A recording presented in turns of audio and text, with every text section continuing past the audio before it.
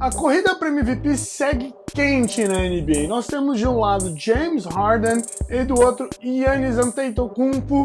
E esse é o Basquetebol Boletim da edição dessa terça-feira, gravado em meio na correria. Por isso que eu nem troquei de camiseta, porque agora, ó, Campeonato Brasileiro de Clubes. Estarei lá.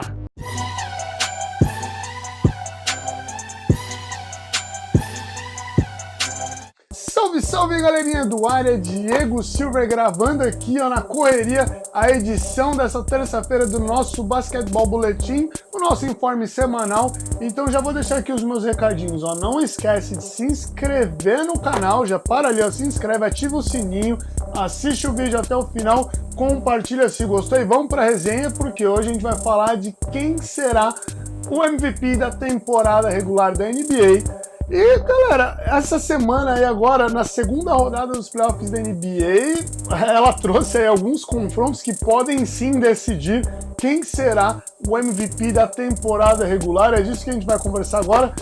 Ou melhor, não necessariamente isso. Eu achei aí um texto da ESPN norte-americana, onde ela convida alguns especialistas a votarem, a darem suas opiniões em cima de um questionário sobre o possível MVP, sobre como que seriam aí essas escolhas de MVP, e eu trouxe esse questionário para o área para eu responder esse questionário para vocês, beleza? Então bora lá e não deixa de acompanhar o área, porque tem as collabs do área com o Mundo Basquete falando dos playoffs da NBA e do área com o blog do Souza falando dos playoffs do NBB, beleza? Então bora para essa resenha de hoje, bora pro Basquetebol Boletim, edição de terça-feira.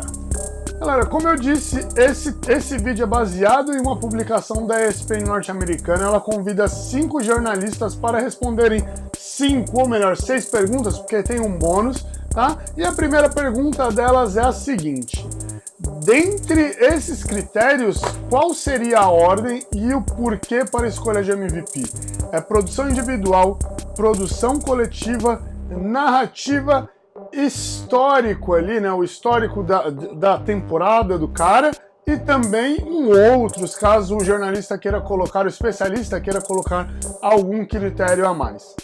E pensando nisso, galera, olha, a minha ordem ali seria produção coletiva, produção individual e o histórico ali, que aí o histórico englobaria a narrativa ali, outros, pensando como o cara se preparou, como o cara se cuidou, porque eu coloco o MVP é o jogador destaque da temporada, então ele também não precisa ser só bom, ele não pode ser só bom dentro de quadra, ele tem que ser bom fora de quadra, porque esse histórico acaba envolvendo até a narrativa, assim, tem toda aquela história, e o norte-americano, ele gosta dessa coisa de história envolvendo um jogador.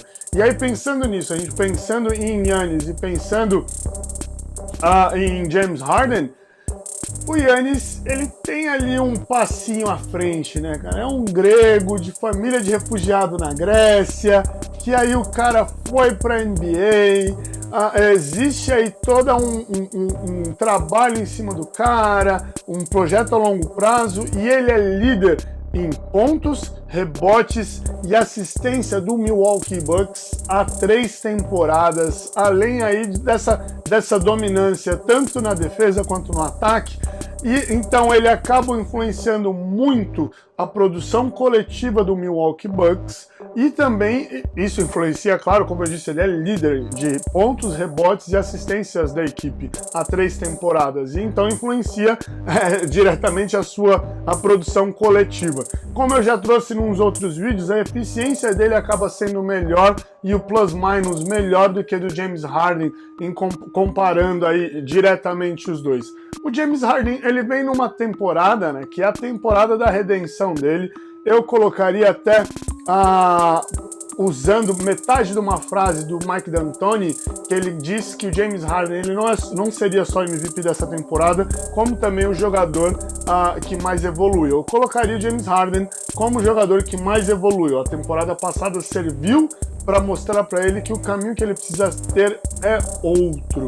E até usando também um pouquinho de um vídeo que eu vi do meu amigo Marquinhos, que agora é um dos membros do Live College BR, que ele diz ali que algumas partidas do Houston Rockets o James Harden ele não precisava jogar a partida ou não precisava jogar a partida inteira, e mesmo assim ele jogou a partida só para não quebrar esse recorde individual dele. Então a produção individual do James Harden fica acima da produção coletiva, e eu ainda coloco que, pensando numa narrativa, se ele ganhar o título, eu já falei isso também aqui no canal, se ele ganhasse o título de MVP nessa temporada, descredencia o título de MVP da temporada passada do James Harden. A segunda pergunta feita para os jornalistas era: defenda ou não Giannis Antetokounmpo? E galera, não tem como não defender o Giannis. Eu já falei diversas vezes, o cara ele é impossível. Não tem como defender pelo simples fato. Ou melhor, não tem como não defender pelo simples fato. Ele chegou nessa temporada para provar que ele é imparável. A imprensa, tanto nacional como internacional, ela coloca o Giannis como imparável. Então o Giannis, ele é imparável e é isso. Parça, você é monstro. Por isso, não tem como deixar de defender o Giannis Antetokounmpo. Seguindo a lógica, a terceira pergunta era: defenda ou não o James Harden? E aí é um pouquinho complicado, porque também não tem como deixar de defender o Harden. O Harden ele evoluiu um pouco aí a sua defesa, que era um critério, era um fundamento muito ruim, foi piada por muito tempo, né? Como o Harden defende na NBA, vocês colocando isso no YouTube, vocês encontram diversos vídeos de como o James Harden defende na NBA, que é a coisa mais bizarra da história. Jogar com o Harden na defesa é jogar com 1 a menos, 2 a menos pelo menos, porque aí vai ter um cara que vai ter que dobrar, então sempre... Não, é jogar com pelo menos 2 a menos ali. Porque não dá. James Harden na defesa, até então não dava. E esses números foram mudando, esses números foram evoluindo à medida que o Harden viu que não adiantava contar com o time naquele momento, ele precisava fazer alguma coisa, até por conta aí das contratações e trocas e negociações não muito inteligentes do Houston Rockets, querendo bater de frente com o Golden State Warriors, uma equipe que, se precisa pagar as multas de Luxury Cap, eles vão pagar sem problema nenhum, e aí o Rockets ficou naquela ali, né? Não pagou, perdeu o jogador, perdeu bons defensores, e isso influenciou muito o começo de temporada do Houston Rockets. A quarta pergunta era: qual parte de escolher um MVP na temporada regular é a mais difícil? Cara, eu acho que a parte mais difícil de escolher um MVP na temporada regular da NBA são justamente os comparativos. É realmente colocar ali na balança qual jogador é mais interessante para o seu elenco. Porque não adianta, o cara podia ser aí o melhor jogador individualmente, o elenco ter que tancar. Assim. A gente podia colocar aí um jogador, sei lá, do Phoenix Suns, que tem a melhor média de pontos da NBA, mas a equipe não rende. Então colocar e tentar realmente entender, ou que seja um jogador que seja muito bom e a equipe renda, mas a equipe também consiga render sem ele, então ele também acaba não fazendo muita diferença. Esse é o ponto, assim, entender quando o jogador ele é realmente relevante para o elenco ou não. E a quinta pergunta era: qual o melhor argumento nessa corrida de MVP nessa temporada?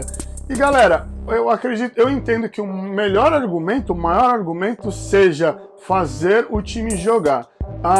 Na temporada passada ficou provado que, pelo LeBron James, que tinha números incríveis, que não adianta um cara jogar sozinho. Aí o James Harden ganha por justamente ele fazer o time jogar. Nessa temporada, não é só fazer o time jogar, é fazer o time jogar e ser campeão da NBA. Essa é a diferença, esse é o argumento. Tanto que agora, numa série onde a Houston Rockets contra Golden State Warriors e do outro lado você tem Milwaukee Bucks contra Boston Celtics, você tem um momento onde isso foi colocado à prova e muito cedo. porque de um lado você tem os dois favoritos a título de conferência e do outro os dois favoritos a título de conferência. Então você coloca ali, ou pelo menos dois favoritos de cada lado, a finalistas, né? Então você coloca, de certa forma, a prova se os caras seriam ou não merecedores de ser considerados MVPs da temporada nesse momento, já que o James Harden ganhou na temporada passada sem ganhar o título de conferência. Então nesse momento precisam algo a mais. Assim, na temporada passada o James Harden ganhou por fazer o Houston Rockets jogar. Nessa temporada ganha o cara que fizer a franquia jogar e ser campeão. Dominate. Butter by Harden. He said that with his chest. I don't think there's one guy that can stop me. E aí a bônus era quem deve ser o campeão na corrida para MVP. Quem deve ser o campeão na corrida para MVP? Bom, eu acredito que o campeão vai ser o James Harden, a não ser que o Houston Rockets seja varrido. Esse seria o diferencial.